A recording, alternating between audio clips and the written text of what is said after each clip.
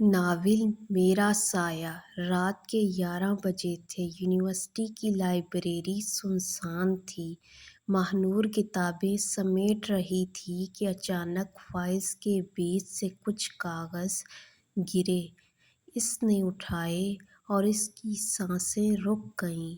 یہ کسی مافیا کی ڈیل کی فائلیں تھیں۔ نام اوپر لکھا تھا، ظہر شاہ خان۔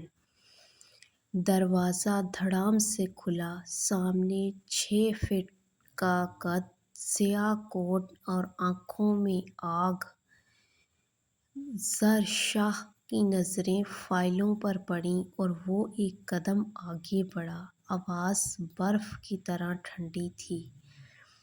جو میرا راز دیکھ لیتا ہے، اس کے پاس 2 ہی راستے ہوتے ہیں، موت یا نکاح۔ ماہنور کانپ گئی۔ مجھے کچھ نہیں پتا، پلیز جانے دیں۔ ظہر شاہ نے اس کی ٹھوڑی پکڑی۔ غلط۔ اب تمہارے پاس تیسرا راستہ ہے، میری بیوی بنو۔ اس نے انگوٹھی نکال کر اس کی انگلی میں پہنا دی۔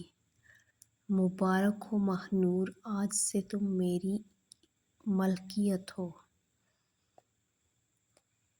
ماہنور کی آنکھوں میں آنسو تھے۔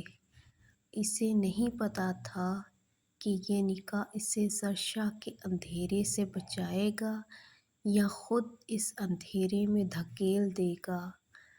آخر میں میری آپ سب سے یہی ریکویسٹ ہے کہ جو بھی میرے چینل کو دیکھ کر ہمارے چینل کو سبسکرائب کریں، ہماری ویڈیو کو لائک کریں تاکہ اس کی نئی آنے والی قسط آپ لوگوں تک جلد پہنچ سکے۔